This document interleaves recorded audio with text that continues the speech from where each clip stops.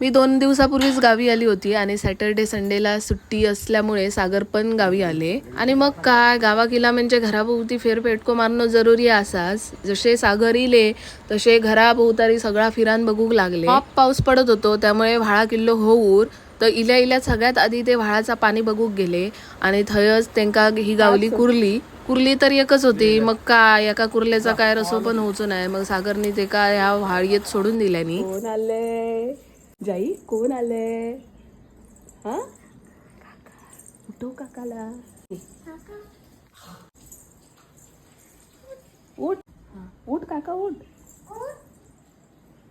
पप्पा हॉस्पिटलमध्ये ॲडमिट असल्यामुळे मला त्यांना डबा घेऊन जायचा होता. मग मी पटकन भाजी भाकरी केली आणि मी, सासरे आणि सागर असं मिळून आम्ही हॉस्पिटलमध्ये गेलो. तिथे आई आणि दादा होतेच. मग आम्ही पप्पांना भेटलो. मी त्यांना भाजी भाकरी वगैरे भरवली आणि मग त्यांना भेटून वगैरे मग आम्ही घरी यायला निघालो.